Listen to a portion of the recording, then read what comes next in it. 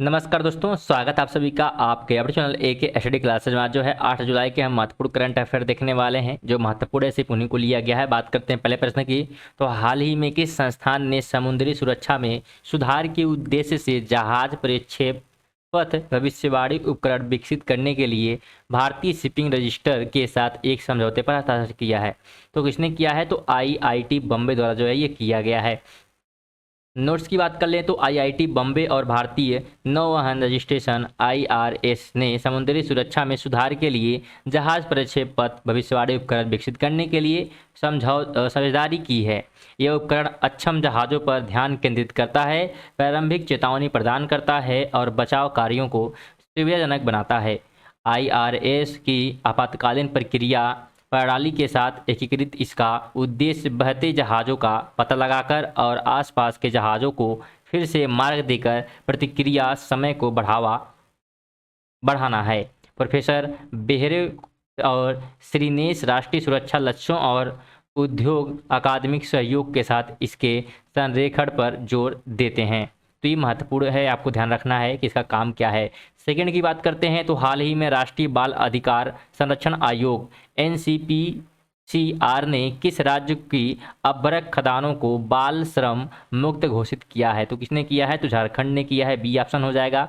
Notes की बात करें तो राष्ट्रीय बाल अधिकार संरक्षण आयोग NCPCR ने 5 जुलाई 2024 को झारखंड की अभ्रक खदानों को बाल श्रम मुक्त घोषित कर दिया है। यह मील का पत्थर बाल श्रम की आपूर्ति श्रृंखला को साफ करने का पहला सफल प्रयास है। यह पहल 20 साल पहले शुरू हुई थी, जिसमें राज्य और केंद्र सरकार, नागरिक समाज और स्थान अधिकारी शामिल थे। लगभग 20,000 बच्चे पहले अभ्रक खनन में कार्यरत थे, लेकिन अब उनका पुनर्वास किया गया है और उन्हें स्कूलों में दाखिला दिलाया गया है। तो आपको ध्यान रखना है।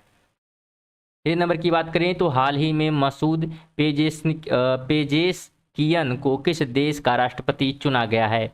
तो ईरान का चुना गया है, ध्यान रखना है। और सुधारवादी नेता जो है मसूद पेजेशकियन को ईरान का नया राष्ट्रपति चुना गया है। उन्होंने जो है 6 जुलाई 2024 को सईद जलीली के खिलाफ दूसरे दौर पर चुनाव जीता। राष्ट्रपति इब्राहिम रईसी की हेलीकॉप्टर दुर्घटना में मृत्यु के बाद यह चुनाव हुआ है। पेजेशकियन को दूसरे दौर के चुनाव में 53.7% वोट मिले। 61 मिलियन योग्य मतदाताओं में केवल 40% ने ही मतदान में भाग लिया, जो 1979 की इस्लामी क्रांति के बाद सबसे कम मतदान था। ईरानी राष्ट्रपति का कार्यकाल 4 साल का होता है। तो महत्वपूर्ण जो है आपको ध्यान रखना है, महत्वपूर्ण यहाँ पे इंपॉर्टेंट जानकारी दी गई है।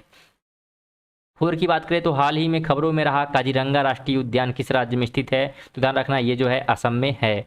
तो आगे बात करें तो काजीरंगा राष्ट्रीय उद्यान और टाइगर रिजर्व में 3 साल से अधिक समय से एक अकेली मादा घड़ियाल देखी जा रही है। और घड़ियाल या गेविलियस गैंगेटिकस मीठे पानी के मगरमच्छ हैं, जो कभी पूरे दक्षिण एशिया में फैले हुए थे, लेकिन अब मुख्य रूप से नेपाल और उत्तरी भारत में बिखरी हुई आबादी में पाए जाते हैं। वे गंभीर रूप से संकटग्रस्त हैं और उनकी वैश्विक आबादी कुछ 100 तक ही सीमित रह गई है। नर 20 फीट तक बढ़ सकते हैं और मादा जो है 15 फीट तक। तो ये ध्यान रखना है। आगे 5 की बात करते हैं तो हाल ही में खबरों में रहा कृष्ण राजा सागर KRS बांध किस राज्य में स्थित है? तो ये जो है ध्यान रखना आप लोग को कर्नाटक में है। बी ऑप्शन हो जाएगा। तो बात करें कावेरी नदी पर कृष्ण राज सागर KRS जलाशय ने हाल ही में 100 फीट का आंकड़ा पार कर लिया है, जिसका अधिकतम स्तर जो है 124.8 फीट है। कर्नाटक में मांड्या में स्थित गुरुत्वाकर्षण बांध का निर्माण 1911 और 1931 के बीच किया गया था। महाराजा कृष्णराज वाडियार चतुर्थ के नाम पर और सर M विश्वेश्वरैया द्वारा डिजाइन किया गया। और इस बांध का मुख्य उद्देश्य सिंचाई और पनबिजली और सूखे से बचाव है। जलाशय 130 वर्ग किमी में फैला हुआ है। दोस्तों यहाँ तक जो है हमारे महत्वपूर्ण जो है 8 जुलाई के महत्वपूर्ण करंट अफेयर थे, जितने महत्वपूर्ण थे उनको लिया गया था। तो उम्मीद करते हैं आपको जो वीडियो अच्छी लगी होगी, वीडियो को लाइक जरूर कर दीजिएगा। चैनल पर नए होंगे चैनल को जो है सब्सक्राइब करके बेल आइकन जरूर ऑन कर दीजिएगा। साथ में दोस्तों के साथ वीडियो शेयर करिए। चलिए मिलते हैं। जय हिंद, जय भारत।